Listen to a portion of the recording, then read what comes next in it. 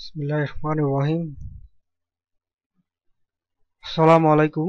আজকে আহ, আমাদের যে ভিডিও টিউটোরিয়াল তার টপিক হচ্ছে এভিআর মাইক্রোকন্ট্রোলারের থ্রুতে কিভাবে আমরা পিডব্লিউএম সিগন্যাল জেনারেট করব।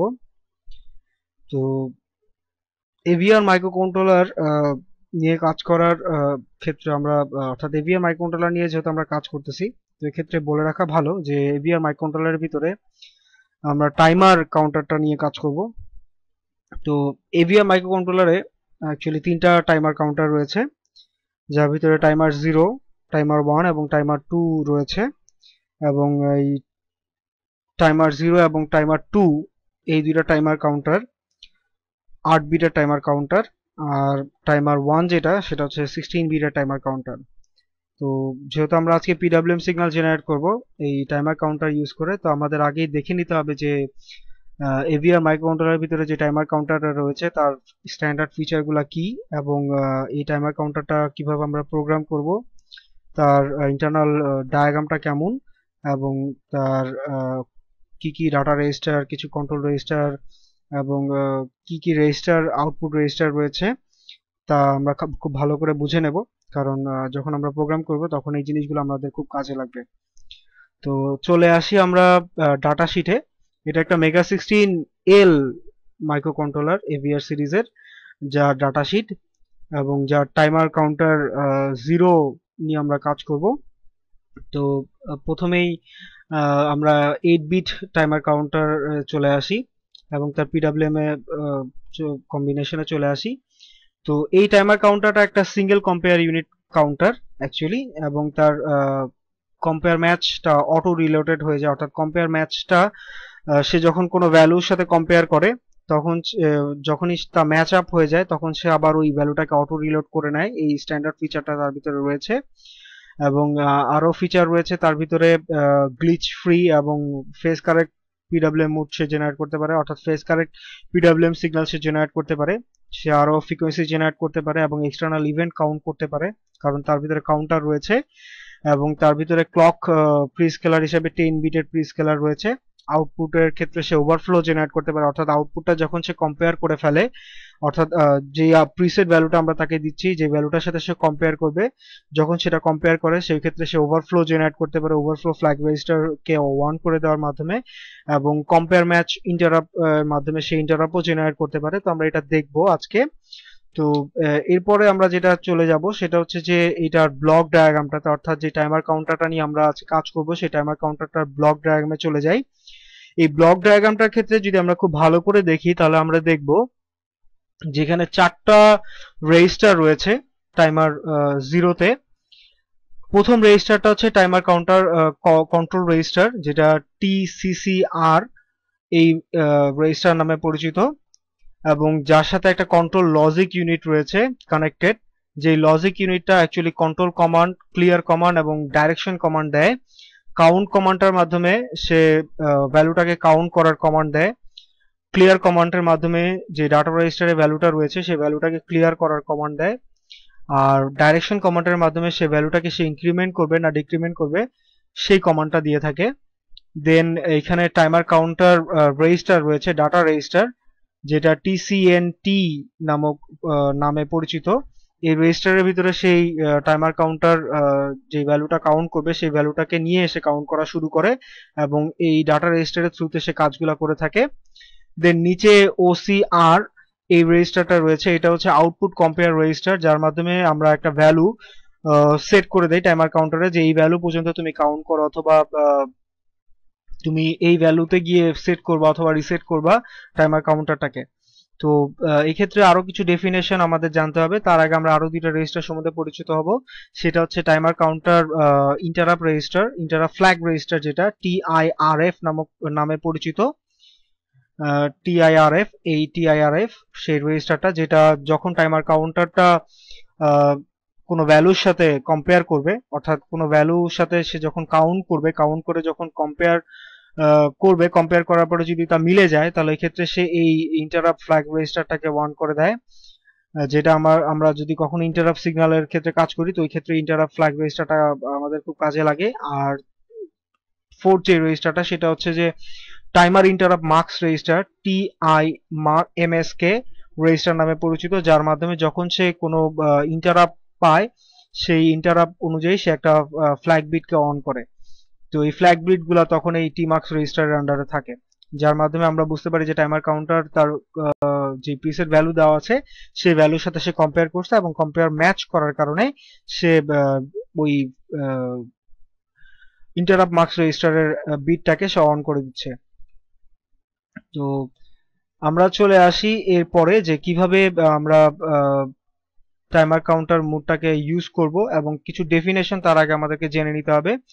প্রথমে যে ডেফিনেশনটা জানবো সেটা হচ্ছে বটম। এই বটম জিনিসটা কি বোঝায়? বটম জিনিসটা বোঝায় টাইমার কাউন্টার যখন কোনো ভ্যালু কাউন্ট করে, তো এই ক্ষেত্রে এই ভ্যালুটা বটম বলতে বোঝায় হচ্ছে জিরো ভ্যালু, অর্থাৎ বটম ভ্যালুটা যদি বটম বলতে অ্যাকচুয়ালি জিরো ভ্যালুটাকে বোঝায়। মানে হচ্ছে যে যখন টাইমার কাউন্টারে কোনো প্রিসেট ভ্যালু দেওয়া থাকে, এই ভ্যালুটা যদি জিরো হয় তাহলে সে বটম হিসাবে ট্রিট করবে জিনিসটাকে। আর যদি তা ম্যাক্সিমাম হয়, যদি যেহেতু এটা 8 বিটের টাইমার, তো ম্যাক্সিমাম হলে এই ক্ষেত্রে ডেসিমেলে সে 255 কে ম্যাক্স হিসেবে চিন্তা করবে। আর যদি টপ হয়, টপ মানে হচ্ছে এক্ষেত্রে যে কোনো ভ্যালু হইতে পারে, সেটা 0 থেকে 255 এর মধ্যে। এবং এই ভ্যালুটা অর্থাৎ টপে যে ভ্যালুটা আমরা সেট করে দেব সেটা অ্যাকচুয়ালি একটা বাফার রেজিস্টারের আন্ডারে থাকে, যে রেজিস্টারটাকে আমরা বলতেছি আউটপুট কম্পেয়ার রেজিস্টার, যেটা OCR 0 নামে পরিচিত। আর এখানকার এই জিরোটা বোঝাচ্ছে হচ্ছে টাইমার কাউন্টার 0 কে, যেটা কিনা 8 বিটের টাইমার কাউন্টার। তো এরপরে আমরা যেটা দেখব সেটা হচ্ছে যে এর ব্লক ডায়াগ্রামটা, অর্থাৎ কাউন্টার ইউনিট ব্লক ডায়াগ্রাম যেটা, সেই ব্লক ডায়াগ্রামটা কিভাবে কাজ করে। তো এই ব্লক ডায়াগ্রামটা যেভাবে কাজ করে সেটা হচ্ছে যে সে মাইক্রোকন্ট্রোলার যেই ক্লক ফ্রিকোয়েন্সিতে অপারেট করে, সে ক্লক ফ্রিকোয়েন্সির সাথে সাথে সে একই সাথে অপারেট করে। তো এই ক্ষেত্রে সে যেটা করে যে ক্লক ফ্রিকোয়েন্সি থেকে সে ক্লক সিগন্যাল নেয় এবং সেই ক্লক সিগন্যাল অনুযায়ী সে কন্ট্রোল লজিকটা অপারেট করানো হয়।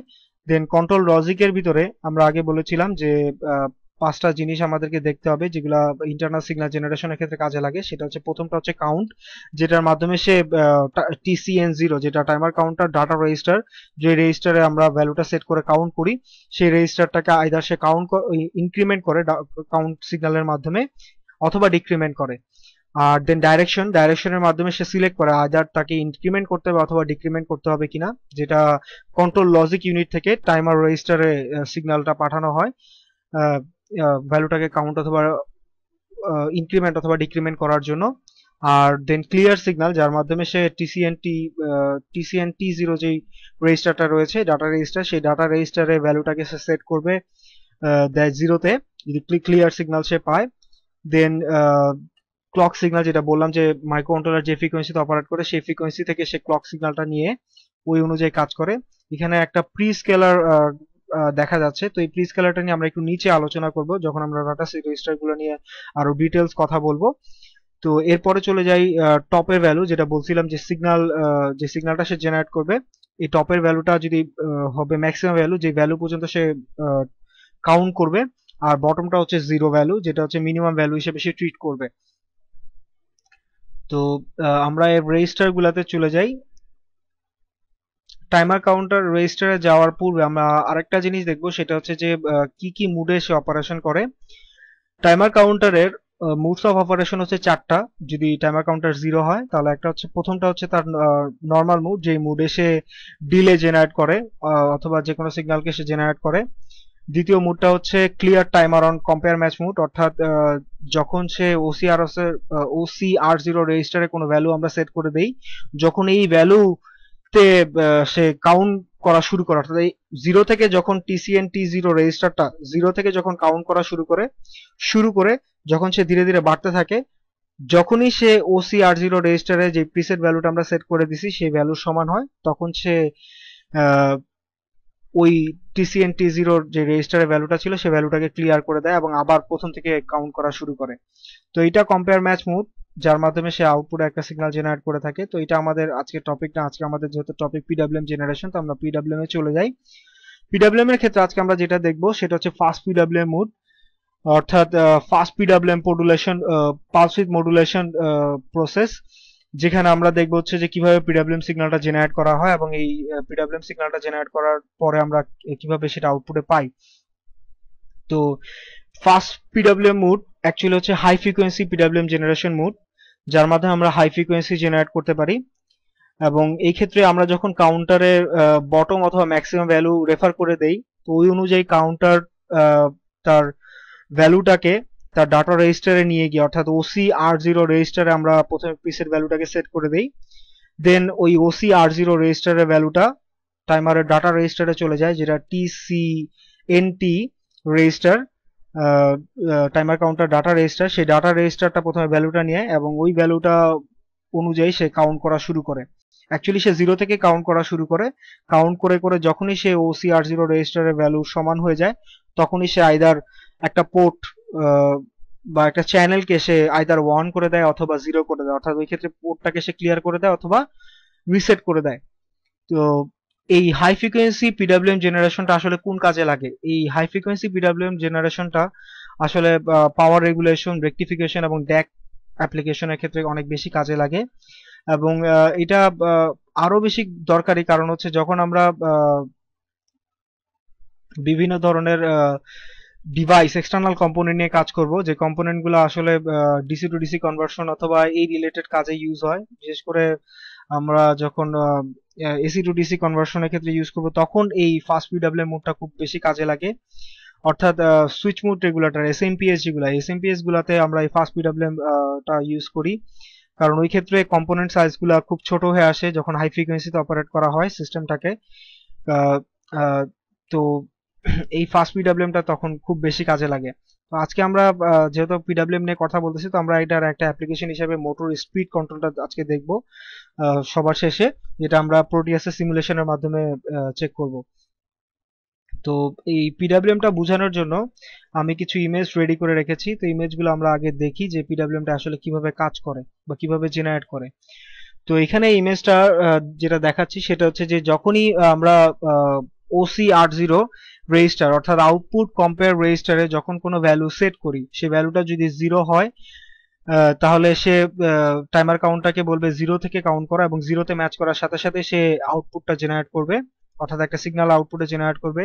যদি আমরা তাকে 255 সেট করে দিই, যেহেতু আমরা 8 বিটের টাইমার কাউন্টার রেজিস্টার নিয়ে কাজ করতে, তাহলে ম্যাক্সিমাম সে 255 পর্যন্ত কাজ করবে। তো এক্ষেত্রে যদি সে 255 বলে দেই OC/R0 রেজিস্টারে, তাহলে সে 0 থেকে 255 পর্যন্ত কাউন্ট করবে TCNT0 রেজিস্টারটা, যেটা timer counter data register. Count করে যখনই OC/R0 রেজিস্টারে সেট করা 255 এর সাথে সে ম্যাচ করবে, তখনই সে আবার TCNT0 রেজিস্টারের ভ্যালুটাকে 0 করে দেবে এবং ওই ক্ষেত্রে একটা আউটপুট জেনারেট করবে। এবং এই ক্ষেত্রে এই 0 থেকে 255 পর্যন্ত কাউন্ট করতে যতটুকু টাইম তার লাগবে, সেই টাইমটা অ্যাকচুয়ালি পিরিয়ড হিসেবে সে কাউন্ট করবে। দেন এরপরে ধরে নিচ্ছি যে আমরা OC/R0 যে রেজিস্টারটা রয়েছে, সেই রেজিস্টারে আমরা একটা ভ্যালু সেট করলাম যেটা 64, যেখানে যেটা আমি এখানে রেড মার্ক দ্বারা দেখাচ্ছি। তো এটা অ্যাকচুয়ালি কি রিপ্রেজেন্ট করতেছে? এটা রিপ্রেজেন্ট করতেছে যে OC/R0 রেজিস্টারে আমি একটা ভ্যালু সেট করে দিছি, যে ভ্যালুটা হচ্ছে 64। তাহলে যখন টাইমার কাউন্টার কাউন্ট করা শুরু করবে, সে ম্যাক্স 0 থেকে 255 পর্যন্ত ম্যাক্সিমাম কাউন্ট করতে পারে। তো সে যখন কাউন্ট করা শুরু করবে, সে 0 কাউন্ট করলো, তারপরে 1 কাউন্ট করলো, এভাবে সে ইনক্রিমেন্ট করতে থাকবে। ইনক্রিমেন্ট করে করে যখনই সে 64 পাবে, তখন সে যেটা করবে, তখন সে একটা আউটপুট জেনারেট করে দেবে, প্লাস আবার তার টাইমারের রেজিস্টারের যে ভ্যালুটা, অর্থাৎ ডাটা যে রেজিস্টারটা, সেই রেজিস্টারটাকে ভ্যালুকে আবার 0 করে নেবে এবং আবার সে ইনক্রিমেন্ট করতে থাকবে। ইনক্রিমেন্ট করতে করতে যখনই 64 পাবে, তখন আবার সে 0 করে দেবে এবং একটা আউটপুট সিগন্যাল জেনারেট করবে। তো এরপরে এখানে ইমেজটাকে আরো ক্লিয়ার ভাবে আমি দেখানোর জন্য আরেকটা ইমেজ অর্থাৎ জিনিসটাকে আরো ক্লিয়ার ভাবে বোঝানোর জন্য আরেকটা ইমেজ দেখাচ্ছি, সেটা অ্যাকচুয়ালি কি করতেছে। তো এখানে যেটা বলছি যে OC/R0 রেজিস্টারে আমি ভ্যালু, প্রিসেট ভ্যালু একটা 64 সেট করে দিছি। তো এই ক্ষেত্রে টাইমার কাউন্টারে সে কাউন্ট করা শুরু করছে। কাউন্ট করতে করতে করতে করতে যখনই সে 64 পাচ্ছে, তখনই সে OC/R রেজিস্টারের সাথে কম্পেয়ার করতেছে, অর্থাৎ প্রতিবারই সে কম্পেয়ার করবে। কম্পেয়ার করে যখন ম্যাচ করবে, তখন সে একটা আউটপুট জেনারেট করবে, নয়তো সে আউটপুট জেনারেট করবে না।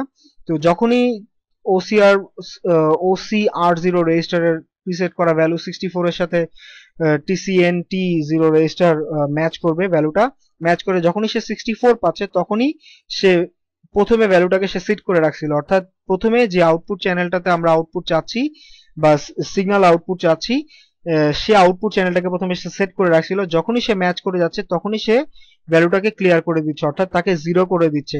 তার মাধ্যমে কি হচ্ছে যে সে তখন লেভেলে 0 ভোল্টেজ পাচ্ছে।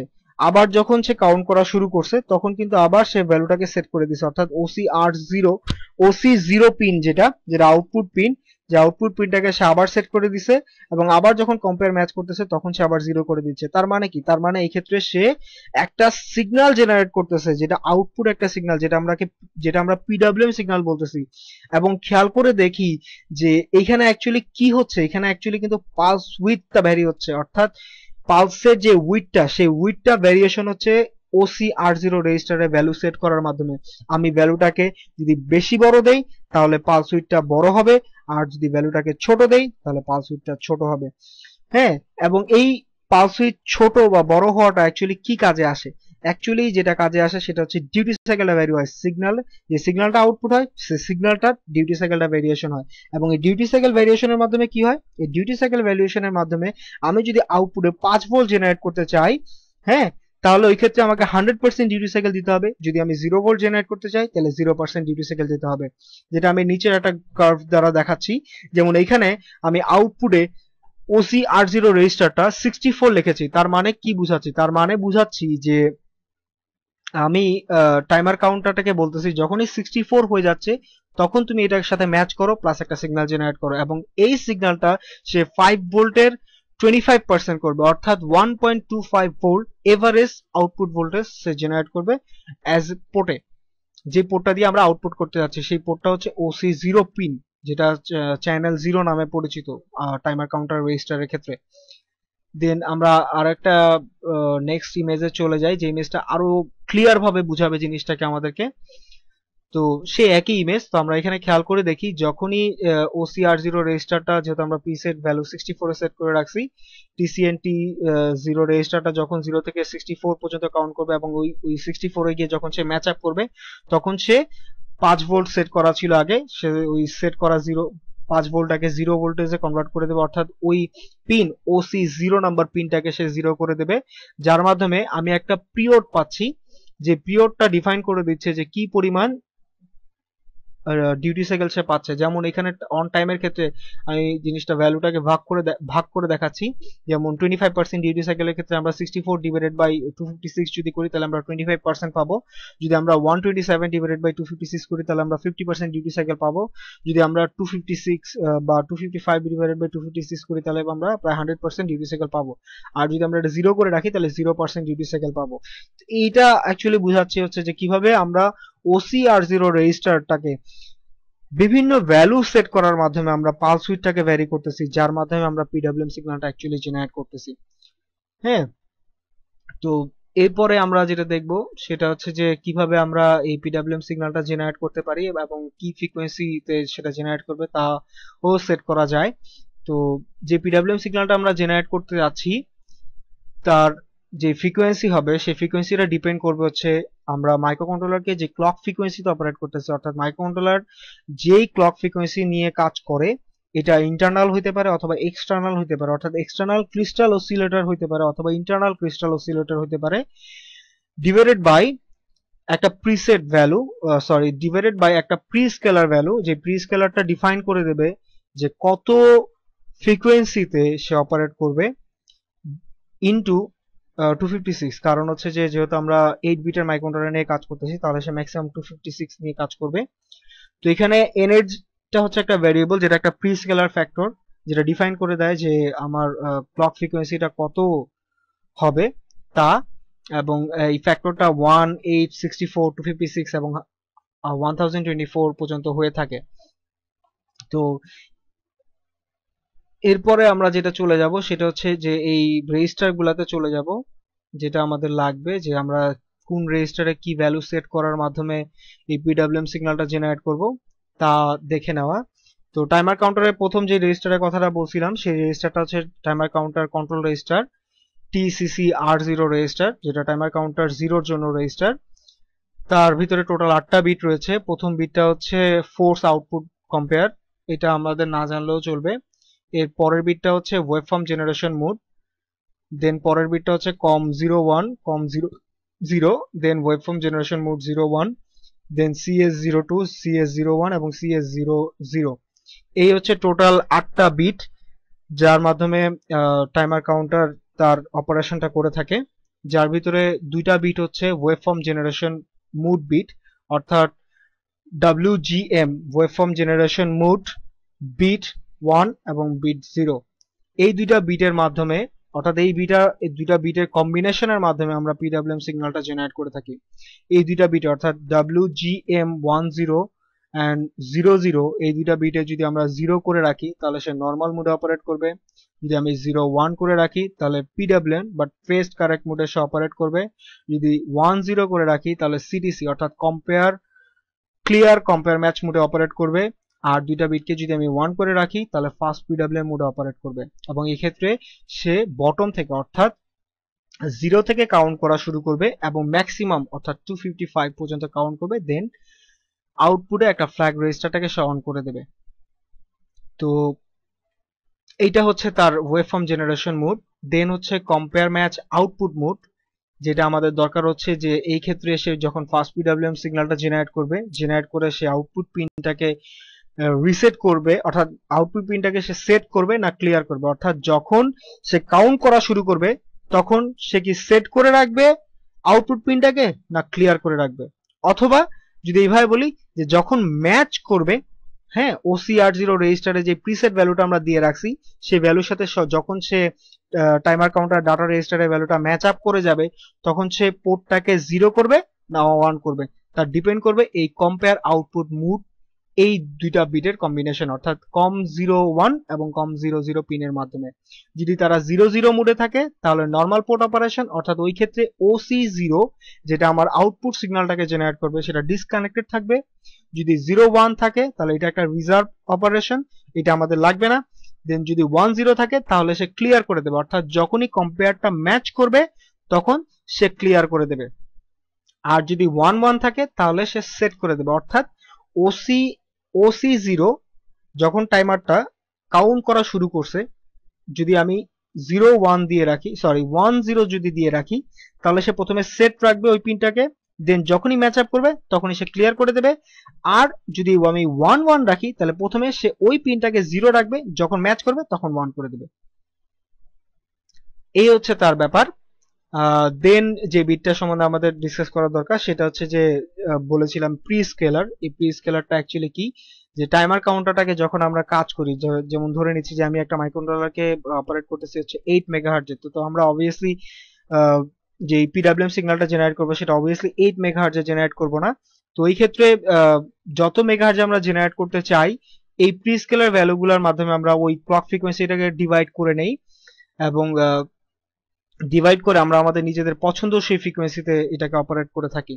তো এখানে 3টা বিট রয়েছে যার মাধ্যমে আমরা প্রি স্কেলারগুলো সেট করি। এই 3টা বিটের ভিতরে যদি সবগুলা বিটই 0 থাকে তাহলে কোনো ক্লক সোর্স সে সিলেক্ট করবে না, অর্থাৎ ওই ক্ষেত্রে টাইমার কাউন্টার 0টা অ্যাজ এ স্টপ মোডে অপারেট করবে, অর্থাৎ তারা কোনো কাজই করবে না। যদি আমি এটাকে 1 দিয়ে রাখি শেষ বিটে তাহলে সে প্রি স্কেলার 1 সিলেক্ট করবে, অর্থাৎ 8 মেগাহার্টজ সে কাজ করবে। যদি আমি তাকে প্রি স্কেলার 8 দিতে চাই তাহলে আমি দ্বিতীয় বিটটাকে 1 করব। এভাবে করে আমি 124 পর্যন্ত প্রি স্কেলার সেট করতে পারি। আর শেষে যে দুটো কম্বিনেশন দেখা যাচ্ছে যেটা এক্সটার্নাল ক্লক সোর্সের জন্য, তো এটা আমাদের না জানলেও চলবে।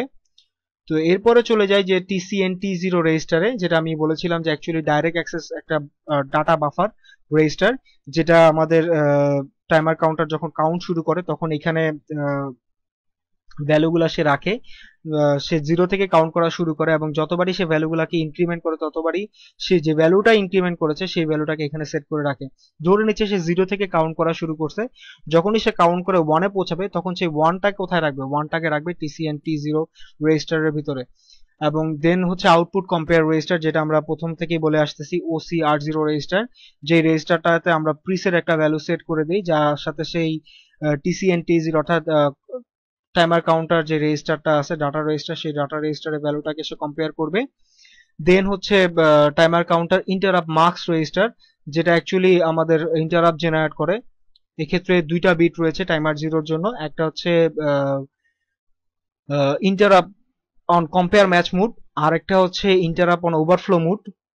যখন টাইমার কাউন্টারটা ওভারফ্লো করে যায় তখন একটা ইন্টারাপ্ট জেনারেট করে, অর্থাৎ এই বিটটাকে তখন সে 1 করে দেয়। যখন কম্পেয়ার ম্যাচটা 1 হয়ে যায়, অর্থাৎ কম্পেয়ার ম্যাচটা ম্যাচ করে যায়, তখন সে একটা ইন্টারাপ্ট জেনারেট করে। তো ওই ক্ষেত্রে সে বিট 1টাকে সে সেট করে দেয়। আর যদি ওভারফ্লোতে সাথে সে ম্যাচ করে তাহলে সে টিও আই এই বিটটাকে সে 1 করে দেয়। তো এটা আমাদের আসলে আজকে দেখার বিষয় না। আজকে আমাদের যে জিনিসগুলো দেখার দরকার ছিল সেটা হচ্ছে যে কিভাবে আমরা প্রি স্কেলার সেট করব, কিভাবে আমি ওয়েভ ফর্ম জেনারেশনের জন্য বিটগুলোকে সিলেক্ট করব, এবং কত ফ্রিকোয়েন্সিতে আমরা সেটা অপারেট করব। হ্যাঁ, এবং কিভাবে আমরা পোর্টটা কে সিলেক্ট করে নিব, অর্থাৎ পোর্টটা আমরা অ্যাজ এ সেট মোডে অপারেট করব না অ্যাজ এ ক্লিয়ার মোডে অপারেট করব, তাই হচ্ছে আমাদের আজকে দেখার বিষয় ছিল। তো আপনারা যদি আরো বেশি ডিটেলস টাইমার কাউন্টার নিয়ে পড়তে চান তাহলে আমি রিকমেন্ড করব হচ্ছে যে আপনারা ডাটা শিটটা ভালো করে পড়েন, কারণ ডাটা শিট হচ্ছে আমাদের জন্য একটা হাতিয়ার স্বরূপ। কারণ যখনই আমরা একটা ডিভাইস নিয়ে কাজ করি বা একটা সার্কিট ডিজাইন করি, তখন অবভিয়াসলি আমরা বিভিন্ন ধরনের কম্পোনেন্ট নিয়ে কাজ করি। তো এই কম্পোনেন্ট গুলা বা যে এই আইসি গুলা নিয়ে আমরা কাজ করতে এসে আইসি গুলা ডাটা শিট গুলা যদি আমাদের হাতে থাকে তাহলে আমাদের জন্য ডিজাইনটা খুব বেশি ইজিয়ার হয়ে যায়, কারণ ডাটা শিট গুলাতে সবকিছু এক্সপ্লেন করে দেওয়া থাকে যে আপনি কিভাবে তাদেরকে অপারেট করবেন, তাদেরকে কিভাবে আপনি প্রোগ্রাম করবেন, কাকে প্রোগ্রাম করার মাধ্যমে আপনি কি আউটপুট পাবেন, তার সব ডিটেলস ডিসক্রিপশন এই ডাটা শিট গুলোতে থাকে।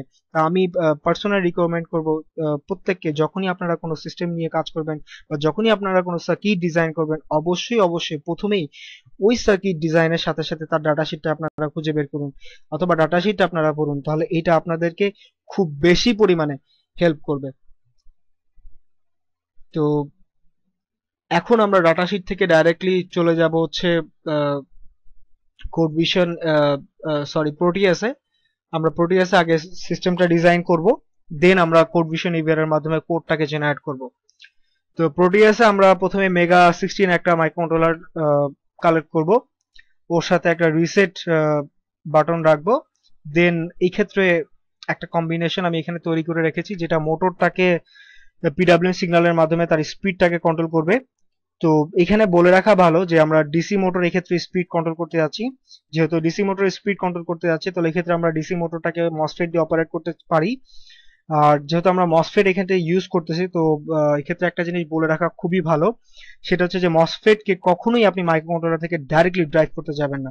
কারণ হচ্ছে যে যখন মসফেট হেভি কারেন্ট নিয়ে ডিল করবে, তখন তার গেটে যে আমরা পালসটা দিচ্ছি সেই পালসটা কিন্তু যেহেতু মাইক্রোকন্ট্রোলার থেকে আউটপুট করতেছি, মাইক্রোকন্ট্রোলার কিন্তু কখনোই 5 ভোল্টের উপরে জেনারেট করতে পারে না।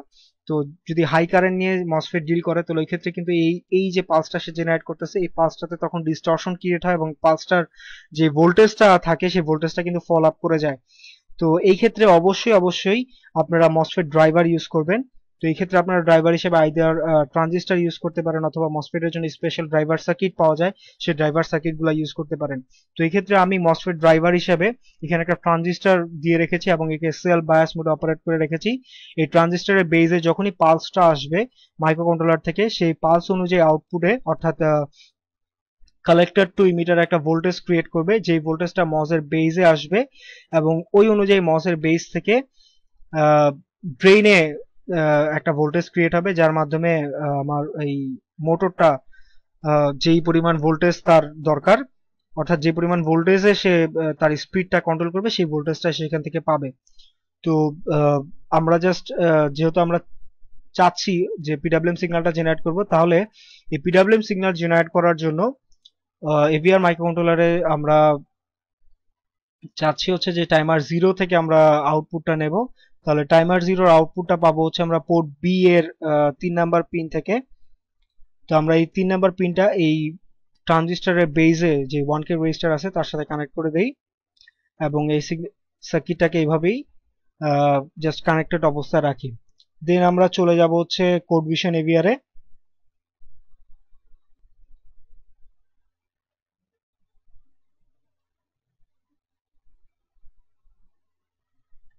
কোড ভিশন এভিআর এ আমরা code vision AVR version evaluation version use করব এবং এই ক্ষেত্রে আমরা 2.6টা যেটা এখন খুব বেশি পাওয়া যাচ্ছে কোড ভিশন এভিআর এর সাইট থেকে ডাউনলোড করে নিতে পারি আমরা, ওই সাইট থেকে আমরা নেব। দেন আমরা এই কোড ভিশন উইজার্ডের মাধ্যমে প্রোগ্রামটাকে ক্রিয়েট করব। তো আমি আগে আপনাদেরকে দেখিয়েছি কিভাবে কোড ভিশন উইজার্ডের মাধ্যমে আপনারা কোড তৈরি করবেন। তো আজকে আমরা যেটা দেখব যে আমরা কিভাবে মেগা 16 এর ইউজ করে আমরা কোড ভিশন এভিআর এর থ্রুতে এই পিডব্লিউএম সিগন্যালটা জেনারেট করতে পারি। আমরা মেগা 16L যেহেতু ইউজ করছি, সো আমরা এই ক্ষেত্রে মেগা 16Lটাকে সিলেক্ট করবো অ্যাজ এ চিপ এবং তার ক্লক ফ্রিকোয়েন্সি 8 মেগাহার্টজে রাখবো, যেটা ইন্টারনাল 8 মেগাহার্টজ হবে। দেন টাইমার কাউন্টার আমরা সিলেক্ট করি, টাইমার কাউন্টার 0 চলে আসছে। দেন এখানে সিস্টেম ক্লক, এই সিস্টেম ক্লকটা আমরা সিস্টেম ক্লকই রাখবো, এটাকে চেঞ্জ করব না, কারণ হচ্ছে এই ক্ষেত্রে সে যে মাইক্রোকন্ট্রোলারটাকে যেই ফ্রিকোয়েন্সিতে আমরা অপারেট করতে চাই, যেটা ইন্টারনাল 8 মেগাহার্টজের ফ্রিকোয়েন্সি, সেখান থেকে সে ক্লক ফ্রিকোয়েন্সিটাকে সিলেক্ট করবে। এখানে আরো দুইটা মুড রয়েছে, যেটা যদি এক্সটার্নাল ক্লক সিলেক্ট করতে চাই তাহলে এই ক্ষেত্রে আমরা নিচের গুলাকে ইউজ করব। তো আমাদের যেহেতু আছে আমরা ইন্টারনাল ক্লকটা ইউজ করতেছি বা এক্সটার্নাল ক্রিস্টাল অসিলেটর থেকে ইউজ করে, তো এই ক্ষেত্রে আমরা সিস্টেম ক্লকই সিলেক্ট করে রাখবো। দেন ক্লকের ভ্যালুতে চলে আসি, এখানে টাইমার 0 স্টপ দেখাচ্ছে, তো এটাকে আমরা চেঞ্জ করে ধরে নিচ্ছি যে আমরা 120 কিলোহার্টজের সিগন্যাল জেনারেট করতে যাচ্ছি। অর্থাৎ এই ক্ষেত্রে প্রি স্কেলারের ভ্যালুটা কত হবে এবং কি ফ্রিকোয়েন্সি আউটপুট হচ্ছে সেটাও একটু জানার বিষয়। তো যেহেতু আমরা 8 মেগাহার্টজের ক্লক সিলেক্ট করে রেখেছি, তাহলে ওই ক্ষেত্রে প্রি স্কেলারের ভ্যালু কত হইলে 120 কিলোহার্টজ হবে। তো আমরা যদি একটু ক্যালকুলেটরে জিনিসটা হিসাব করি অথবা মুখে মুখেও যদি হিসাব করি, তাহলে আমরা দেখব যে প্রি স্কেলারের ভ্যালু যদি 64 হয় এবং আমার ক্লক অর্থাৎ মাইক্রোকন্ট্রোলার যে ক্লক ফ্রিকোয়েন্সিতে অপারেট করবে, যেটা ক্রিস্টাল অসিলেটর, সেটা যদি 8 মেগাহার্টজ হয়, তাহলে আমরা দেখছিলাম যে ওইখানে যে ফ্রিকোয়েন্সিটা সে জেনারেট করে, সেই ফ্রিকোয়েন্সির জন্য যে ইকুয়েশনটা ছিল, সেই ইকুয়েশনটা হচ্ছে যে এফ ক্লক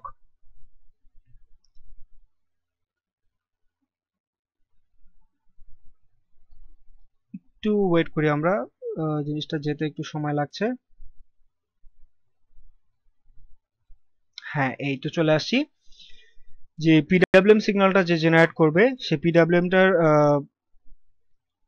ইন্টারনাল যে ক্লক ফ্রিকোয়েন্সি ছিল, অর্থাৎ এভিএম মাইক্রোকন্ট্রোলারকে যে ইন্টারনাল ক্লক ফ্রিকোয়েন্সি ছিল, সেটা হচ্ছে আমরা বলছি যে 8 মেগাহার্টজ। তাহলে এফ ক্লক যেটা হবে সেটা হচ্ছে 8 মেগাহার্টজ ডিভাইডেড বাই এন।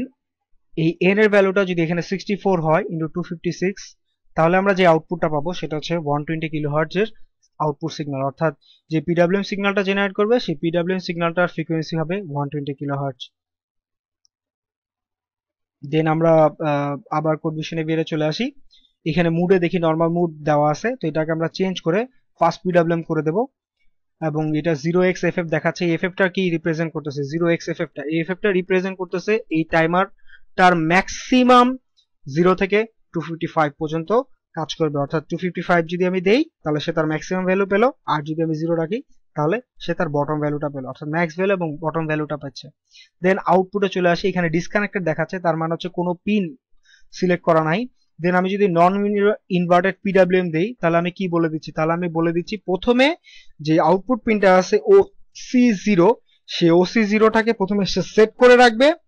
দেন যখনই কম্পেয়ারটা ম্যাচ হবে, অর্থাৎ যখনই ভ্যালুটার সাথে সে ম্যাচ আপ করবে, তখনই সে ভ্যালুটাকে অর্থাৎ ওই পিনটাকে সে ক্লিয়ার করে দেবে, সে 0 করে দেবে। দেন আমরা এখান থেকে জেনারেট বাটনটা প্রেস করি, জেনারেট বাটন প্রেস করার সাথে সাথে আমরা এখানে একটা ওয়ার্নিং উইন্ডো দেখতে পাচ্ছি। এই ওয়ার্নিং উইন্ডোটাকে আপনাকে যেটা জানাবে সেটা হচ্ছে যে সে পোর্ট বি এর 3 নাম্বার বিটটাকে সে অ্যাজ এ টাইমারের আউটপুট পিন OC0 পিন হিসেবে ইউজ করতে যাচ্ছে অ্যাজ এ আউটপুট পিন। আমরা এটাকে কনফার্ম করে দেবো এবং জিএস প্রেস করব। প্রেস করার সাথে সাথে এরকম একটি উইন্ডো আসবে, যাতে আমরা আমাদের কোডটাকে সেভ করব। আমরা এটাকে 1 দিয়ে সেভ করি এবং সব জায়গায় আমরা 1 লিখে সেভ করে যাব। দেন আমার কোডটা জেনারেট হয়ে গেছে। এখন আমরা প্রথমেই কোডটা এক্সপ্লেন করার আগে আমরা চলে যাব হচ্ছে আগে ডিলে ফাংশনটা আমরা ডিক্লেয়ার করে নেই, কারণ এটা আমাদের কাজে লাগবে। ডিলে ফাংশনটা ডিক্লেয়ার করে নিলাম। দেন আমরা চলে যাচ্ছি হচ্ছে এই কোডটাতে। আমরা খেয়াল করে দেখি পোর্ট বি এর ক্ষেত্রে সে কিন্তু একটা পিনকে আউটপুট পিন হিসেবে ডিক্লেয়ার করতে চাইছিল। তাহলে এই ক্ষেত্রে পোর্ট বি এর 3 নাম্বার পিনটাকে সে যেহেতু আউটপুট পিন হিসেবে ডিক্লেয়ার করছে, তাহলে এই 3 নাম্বার পিনে সে 1 করে দিছে। অর্থাৎ ডাটা ডাইরেকশন রেজিস্টারের ক্ষেত্রে পোর্ট বি এর সেই বিটটাকে 1 করে রাখছে, অর্থাৎ পোর্ট বি এর 3 নাম্বার বিটটা অ্যাজ এ আউটপুট পিন হিসেবে ডিক্লেয়ার হয়ে গেছে। দেন আমরা টাইমার কাউন্টার 0 চলে আসি, দেখি এখানে ক্লকের যে ভ্যালুটা রয়েছে সেটা 120 কিলোহার্টজে সেট করা, অর্থাৎ পিডব্লিউএম সিগন্যাল যেটা জেনারেট করবে সেই পিডব্লিউএম সিগন্যালটার ক্লক ফ্রিকোয়েন্সি হবে 120 কিলোহার্টজ। যেটা একটা ফাস্ট পিডব্লিউএম সিগন্যাল, এবং তার আউটপুটটা জেনারেট হবে ওসি জিরো পিন দিয়ে, যেটা হবে নন ইনভার্টেড পিডব্লিউএম সিগন্যাল। এবং যেই সিগন্যালটা সে জেনারেট করবে, অর্থাৎ যেই ফ্রিকোয়েন্সিটা সে জেনারেট করবে, তার টাইম পিরিয়ড হচ্ছে 2.048 মিলি সেকেন্ডের মতন, এবং যার উইথ, অর্থাৎ যে পরিমাণ উইথটা থাকবে সেইখানে 0 মাইক্রোসেকেন্ড দেখাচ্ছে। কারণ হচ্ছে যে আমরা ওসি আর জিরোতে কোনো ভ্যালু সেট করিনি। এই ভ্যালুটা যদি আমরা ওইখানে সেট করে দিতাম তাহলে এই ক্ষেত্রে সে কিছু একটা দেখাইতো যে এত মাইক্রোসেকেন্ডের ডিলে, অর্থাৎ এত মাইক্রোসেকেন্ডের সে পালস উইথটা তৈরি করে রাখছে। তো আমরা যেটা বলেছিলাম যে টাইমার কাউন্টার কন্ট্রোল রেজিস্টারে যদি আমরা ওয়েবফর্ম জেনারেট করতে চাই, তাহলে WGM00 এবং WGM01 এই দুটা বিটকে 1 করে রাখতে হবে। তাহলে আমরা খেয়াল করে দেখি এখানে এই দুটা বিটে 1 করা। দেন আমরা যেহেতু কম্পেয়ার মিডে নন ইনভার্টিং মোড চাচ্ছিলাম, যেটা আমি আগে এই ডাটা শিট থেকে আপনাদেরকে দেখিয়েছিলাম,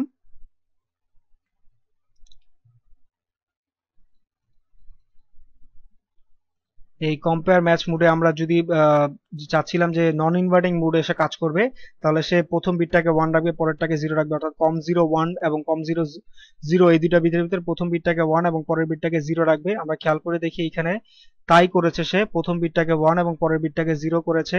এবং আমরা ওয়েবফর্ম জেনারেশনের ক্ষেত্রে দেখেছিলাম যে যদি আমরা ফাস্ট পিডব্লিউএম জেনারেট করতে চাই, তাহলে WGM01 এবং WGM00 এই দুইটা বিটটাকে সে 1 করে রাখবে। এবং খেয়াল করে দেখি সেখানে এই দুইটা বিটকে 1 করে রেখেছে। এবং আমরা যে প্রিস্কেলার সেট করেছিলাম সেটা যদি 64 হয়, তাহলে সে কি করবে, তাহলে কিন্তু সে এই CS02 এটাকে 0 রাখবে, CS01টাকে 1 এবং 00 কে সে 1 করে দেবে। এবং খেয়াল করে দেখি সে প্রথমটাকে 0, পরের দুইটাকে কিন্তু 1 করে দিচ্ছে। তার মানে আমরা যেইভাবে কনফিগার করতে চাইছি সে ওইভাবে কনফিগার করে দিয়েছে আমাদেরকে। এবং খেয়াল করে দেখি প্রথমেই যখন ইনিশিয়ালাইজ করতেছি, TCNT0 রেজিস্টারের ভ্যালুটা কিন্তু 0x00 তে সেট করা। তার মানে হচ্ছে সে বটম থেকে কাউন্ট করা শুরু করবে, এবং সে ম্যাক্সিমাম একটা প্রিসেট ভ্যালু OCR0 রেজিস্টারে যে ভ্যালুটা আসবে সেই ভ্যালুটাতে সে কাউন্ট করবে। তো এই ক্ষেত্রে আমরা এই OCR0 ভ্যালুটাকে এখান থেকে 00 দেওয়া আছে এটাকে মুছে দেই। মুছে দিয়ে আমরা একেবারে নিচে চলে যাই, এরপর আমাদের আর কিছু লাগবে না। এখানে আরো অনেক অন্যান্য রেজিস্টার গুলো আছে, যেমন এডিসি মার্কস রেজিস্টার গুলো আছে। তো এগুলো আমাদের এখন কাজে লাগবে না। তো আমরা জাস্ট ওয়াইল ভিতরে চলে আসি যেখানে আমরা প্রোগ্রামটা কেউ তৈরি করব। তো আমরা প্রথমে OCR0 এই বিটটাকে প্রথমে 0 রাখি। দেন কিছু পরিমাণ ডিলে আমরা দেই, এখানে ধরে নিচ্ছি যে আমরা এটা 20 মিলি সেকেন্ডের ডিলে জেনারেট করতে যাচ্ছি। দেন আমরা এটাকে জাস্ট জেনারেট করি জেনারেট বাটনের মাধ্যমে। তাহলে এখন সে যেই সিগন্যালটা জেনারেট করবে সেই সিগন্যালটা আমরা দেখতে পারবো প্রোটিয়াসের এখান থেকে আমরা একটা অসিলোস্কোপ নেই। অসিলোস্কোপটা নিয়ে আমরা প্রথমেই আউটপুট পিনের সাথে কানেক্ট করব একটা পিন, আর তার অসিলোস্কোপের 3 নাম্বার পিনটা আমরা কানেক্ট করব হচ্ছে এই মসফেটের গেটে। সরি, অসিলোস্কোপের 2 নাম্বার পিনটা আমরা কানেক্ট করব হচ্ছে যে মসফেটের গেটে, আর 3 নাম্বার পিনটা কানেক্ট করব হচ্ছে মোটরের অপর একটা টার্মিনালে, যেটা আমাদের মসফেটের ড্রেনে এসে কানেক্টেড হয়েছে। দেন আমরা এটাকে সেভ করি। সেভ করে আমরা মাইক্রোকন্ট্রোলারটাকে ওপেন করে এখানে ক্লক ফ্রিকোয়েন্সির এখানে আমরা ইন্টারনাল 1 মেগাহার্টজ দেওয়া আছে, যেটা আমাদের ডিফল্ট। আমরা এটাকে চেঞ্জ করে 1 মেগাহার্টজ থেকে 8 মেগাহার্টজ করব।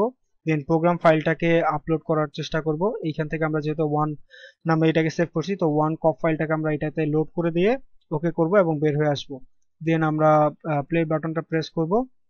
প্লে বাটনটা প্রেস করার সাথে সাথে আমরা খেয়াল করে দেখি যে যে আউটপুটটা সেখানে জেনারেট করতেছে সে আউটপুটটা হচ্ছে 0% ডিউটি সাইকেল।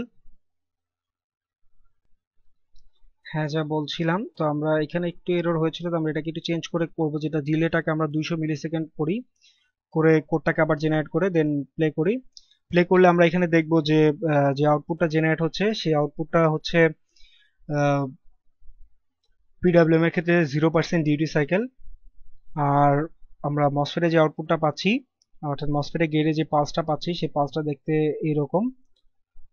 পিডব্লিউএম সিগন্যালের মতন। এবং এই ক্ষেত্রে খেয়াল করে দেখি আমাদের যে মোটরটা রয়েছে সেই মোটরটা অ্যাকচুয়ালি এখানে যে গেট পালসটাতে পাচ্ছে সে যদি আমি এখানে একটা প্রোব প্লেস করি, ভোল্টেজ প্রোব, তাহলে আমাদের কাছে জিনিসটা বুঝতে আরো অনেক বেশি ক্লিয়ার হয়ে যাবে যে আসলে সে কেন এত হাই ফ্রিকোয়েন্সিতে অপারেট করতেছে, অর্থাৎ কেন এত স্পিড অপারেট করতেছে।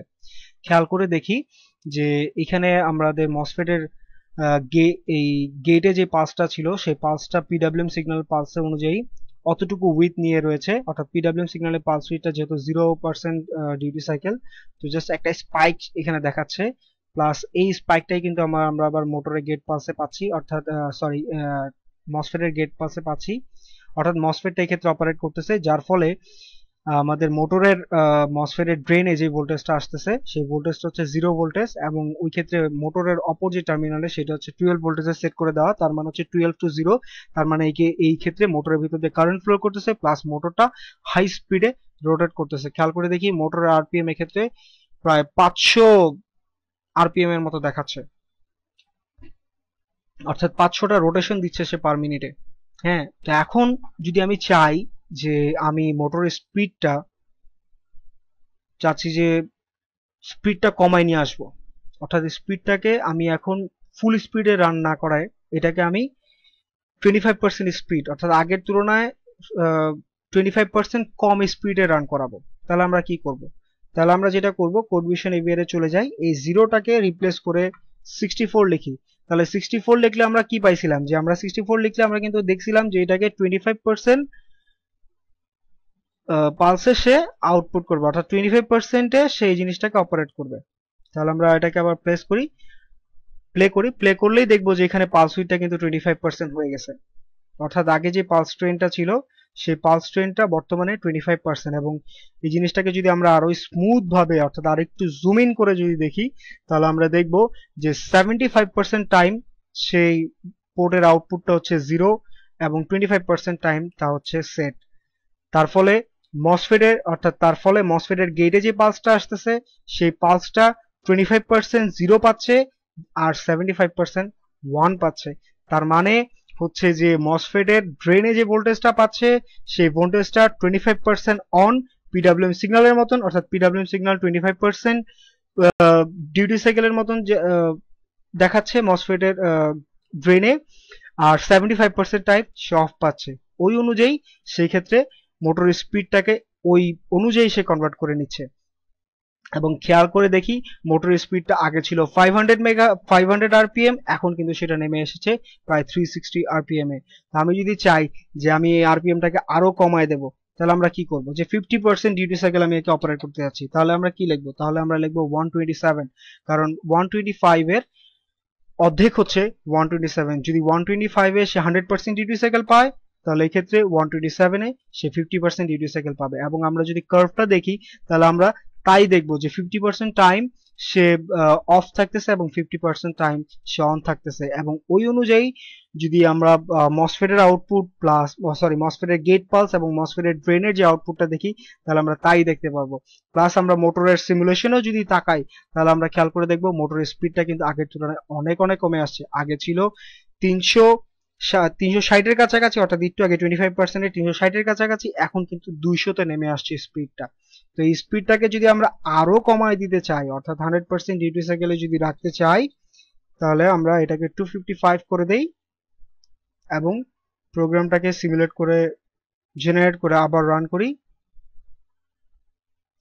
এখন খেয়াল করে দেখি মোটরটা কিন্তু রানই করতেছে না। তার কারণ কি? তার কারণ হচ্ছে যে মসফেট জিনিসটাকে যদি আমি আরেকবার রান করে একটু পুশ করে দেখাই, তাহলে আপনাদের জিনিসটা বুঝতে আরো সুবিধা হবে।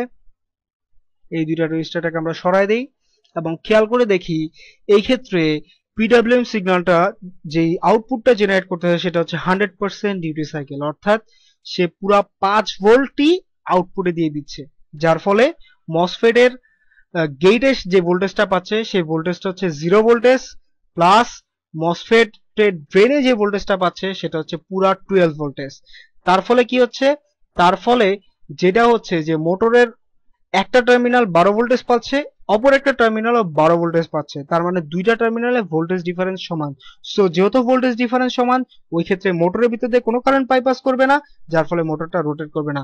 এবং খেয়াল করে দেখি মোটর কিন্তু রোটেট করছে না। যদি আমি এটাকে আবার অন করি তাহলে খেয়াল করে দেখবো মোটরের স্পিড 0, অর্থাৎ মোটর কোনো আরপিএম দেখাচ্ছে না। এখানে খুব সামান্য পরিমাণ 0.12 দেখাচ্ছে, এটা কিছুই না, এটা হচ্ছে সিমুলেশনগত কিছু এরর। হ্যাঁ, বাট এক্ষেত্রে কিন্তু মোটরের স্পিডটা একেবারেই 0, তার মানে মোটর 0-তে চলে আসছে। তো এখন আমরা সিমুলেশনটাকে আরো এক ধাপ আগায় নিয়ে যাই। আমরা চাচ্ছি যে সে এই মোটরটা 10 সেকেন্ড যাবত অফ থাকবে, দেন পরবর্তী 10 সেকেন্ড ফুল স্পিডে রান করবে। তাহলে এটাকে 0 করে দেই, দেন একটা ডিলে জেনারেট করি,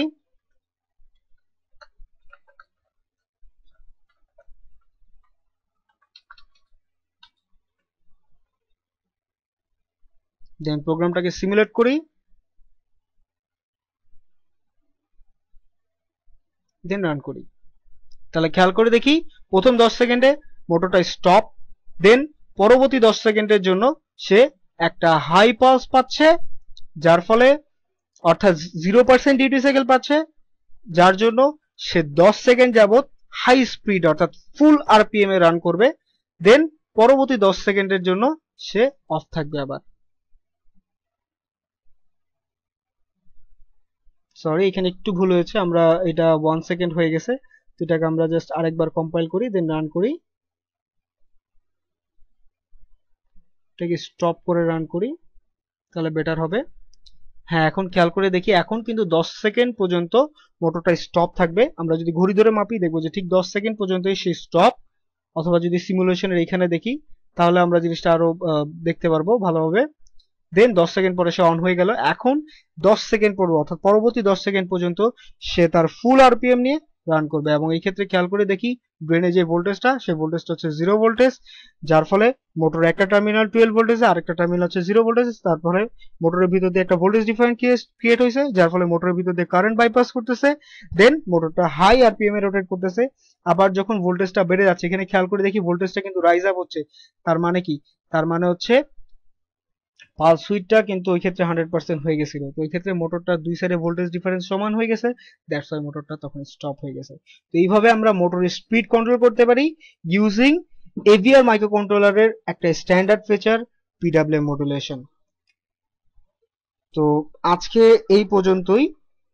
আহ, আপনাদের যদি কোনো রকম প্রবলেম হয় আজকে টপিকটা বুঝতে, বা পুরা ভিডিও টিউটোরিয়ালে কোথাও যদি আপনাদের বুঝতে কষ্ট হয়, তবে আমি রিকমেন্ড করব যে আপনারা বিডি ইঞ্জিনিয়ার্সে পোস্ট করেন নিজেদের কমেন্টগুলা, এবং আমি আপনাদের কাছে যথেষ্ট থ্যাঙ্কফুল হব যদি আপনারা আমার এই ভিডিও টিউটোরিয়ালগুলো দেখে উপকৃত হন এবং আপনাদের কমেন্টগুলো আমাকে জানান। তাহলে আমি চেষ্টা করব ভবিষ্যতে আরো সুন্দর করে আরো গুছিয়ে জিনিসগুলো আপনাদের কাছে রিপ্রেজেন্ট করার জন্য। তো আজকের মতো এই পর্যন্তই। আল্লাহ হাফেজ, ভালো থাকবেন এবং চেষ্টা করবেন আল্লাহ তাআলার ইবাদত করার জন্য, কারণ আল্লাহ তাআলা আমাদেরকে সৃষ্টি করেছেন শুধুমাত্র তার ইবাদত করার জন্য। আমরা তার নিয়ামত এবং তার দেওয়া খাবার থেকে আমরা বেঁচে আছি। সো এটা আমাদের প্রত্যেকটা মুসলমানের দায়িত্ব, এবং প্রত্যেকটা মুসলমান না, প্রত্যেকটা মানুষেরই দায়িত্ব আমাদের সৃষ্টিকর্তার ইবাদত বন্দেগী করা এবং তার শ্রেষ্ঠত্বের ঘোষণা দেওয়া। সো থ্যাংক ইউ গাইস, আল্লাহ হাফেজ।